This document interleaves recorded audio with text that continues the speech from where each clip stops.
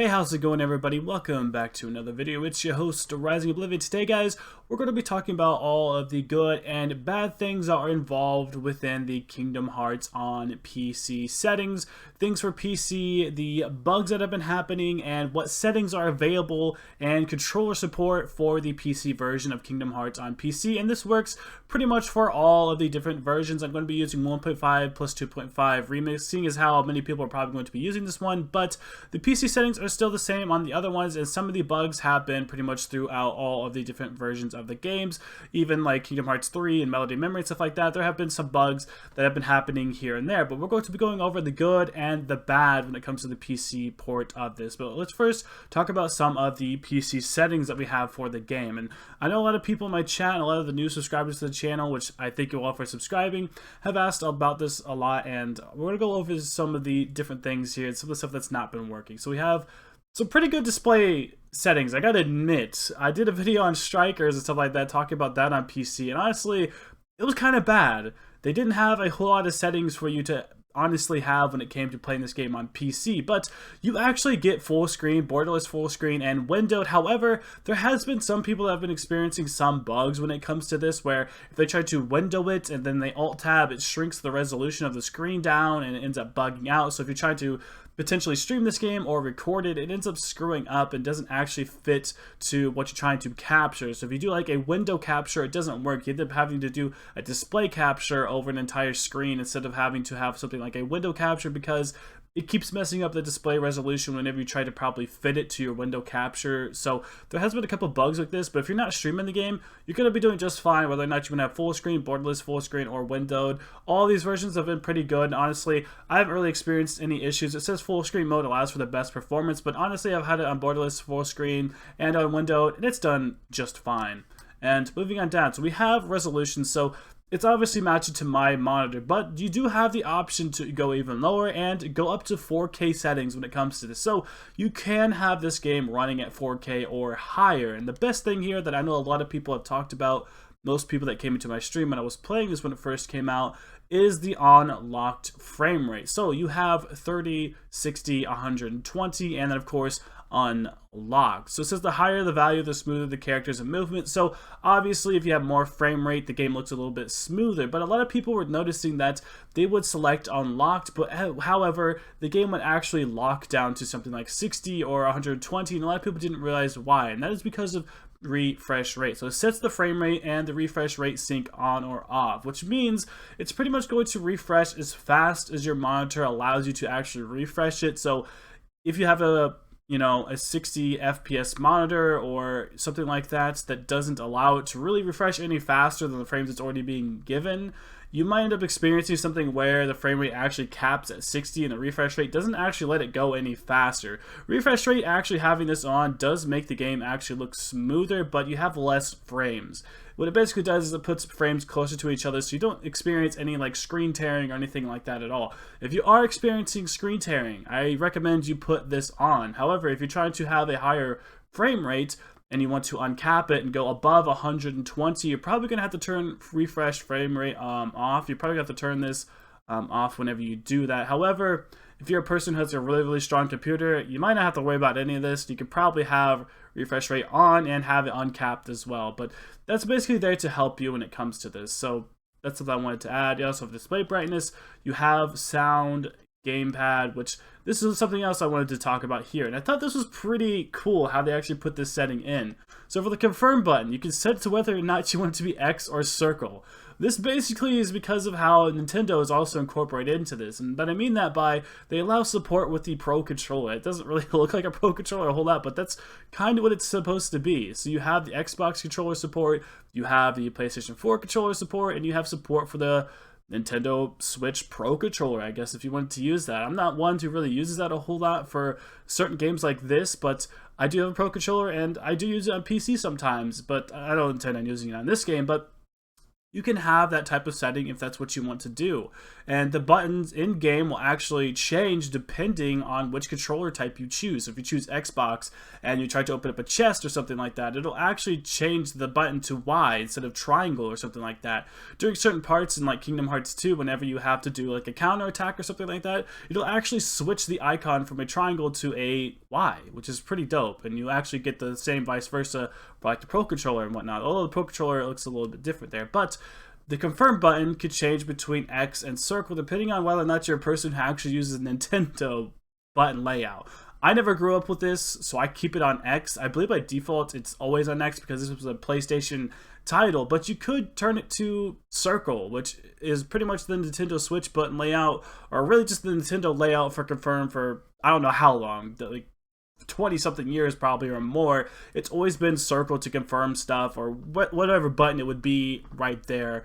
That is what you would use to confirm things, but you could change it to X, which I think is pretty nice. And honestly, being able to play this game on, PC with a higher frame rate, running at 4K if I wanted to, using my controller, it feels so nice. Because I played this game so long with the controller, it's so nice that they actually have this type of thing, set here. And you can actually map the gameplay buttons as well. If that's something you wanted to do, you can actually go in and decide to map buttons. Let's say maybe you don't like the buttons exactly. You can go in and do that. You can also go into the actual game itself, and there's different button layouts by default. So you can have certain layouts that are typically used rather than having layouts that you create for yourself. So maybe there's a default one that's already there for you. You could choose that instead of having to actually set the old button calibration yourself. And of course, there's also keyboard support as well.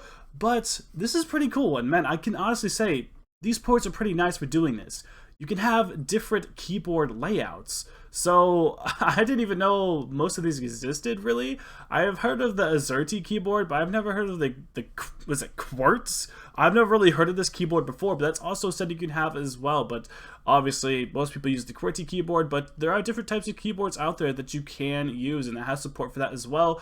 It also has the keyboard configuration and a mouse sensitivity as well, which is super, super nice, and a little tidbit here for people that try to stream the game. So those are pretty much all of the good things. You can run the game at 4K, have an uncapped frame rate, you can have refresh frame rate on to make the frames even smoother, you can have it borderless, you can have it windowed, whatever you want, use your controller, whatever controller you want from the three major, brands out there pretty much, map whatever buttons you want, keyboard or mouse, whatever, controller, it doesn't matter, you have all those different types of settings, so all of those are available to you whenever you're playing this on PC. But let's go over and talk about some of the things that have been sort of bad about this. So I talked about how the window and borderless didn't really work very well in terms of sometimes for people trying to stream that. I know they did fix that a little bit with actually being able to keep it full screen when trying to stream it. I haven't fiddled with it recently, but some people have been having issues with the borderless window mode, and that might end up being something that happens in the future, but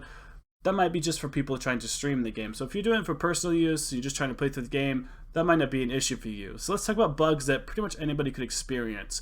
There has been some audio issues with the game here or there. During a lot of times it's bigger fights. So I've noticed this as well. I've been playing through Kingdom Hearts 1, streaming it on the channel, so subscribe if you want to be part of that, or click the bell if you want to be notified when I go live and play it. But there has been times where there's been a lot of enemies, and when there's a lot of enemies around, it ends up changing the audio. Sometimes I've seen the audio actually rip, where it actually just sort of cuts the track for a second and then turns the track right back on. And very strangely, I'm not too sure why it does that, but I'm trying to imagine it's probably trying to keep up with the amount that it's trying to do, and the actual audio gets cut and stuff like that. There's also been people who have experienced during boss fights, whenever the actual audio gets louder, for some reason they will take down a big enemy or a huge swarm of enemies.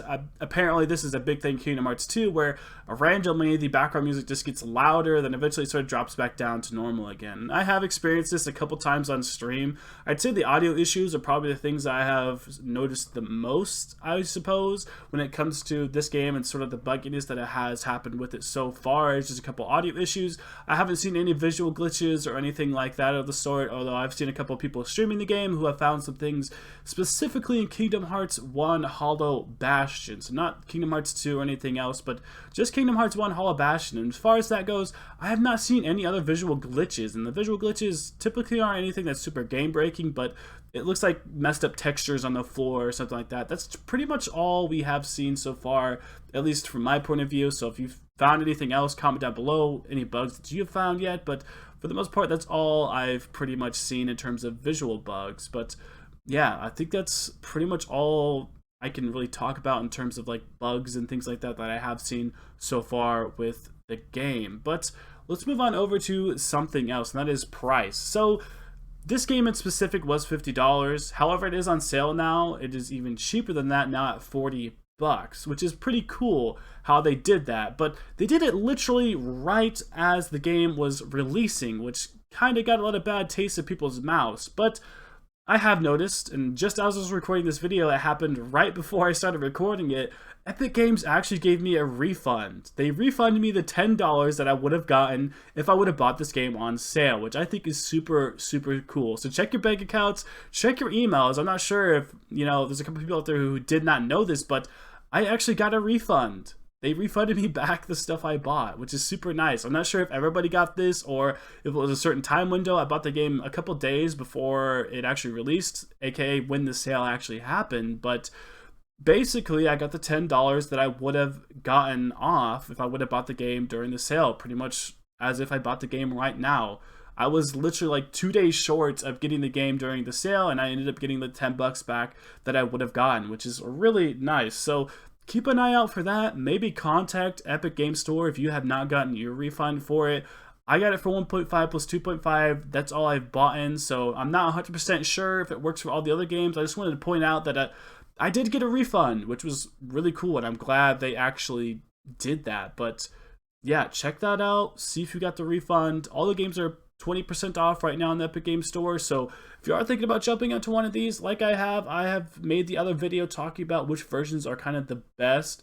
That video is a couple days old now, so you can go watch that if you're kind of debating which version to buy. And now that they're on sale, you can have a little bit of a cheaper price tag now and get a little more worth out of the games. And yeah, I think for the most part, that's going to sum it up, guys. Please like, comment, subscribe for more content. Click that bell to be notified when I go live again or when I stream again. I should be streaming once again on Monday. I'm going to be gone over the weekend, so sorry if you don't end up seeing my streams over the weekend, but I will be back Monday streaming more Kingdom Hearts. We're going through all the games on the hardest difficulties, sort of starting from the beginning, and we're still currently in Kingdom Hearts 1. But thank you to all the new people who subscribed to the channel. Thank you all so much for getting me to 1,800 subs. That's crazy, guys. That's so crazy. Thank you all so much for doing that. You guys are seriously the best. I love the Kingdom Hearts fandom. I love the Persona fandom. I'm glad that I have support from the both of you guys. Like, seriously, two amazing communities that I'd love to be a part of, and I thank you guys so much for that. It makes my dreams come true.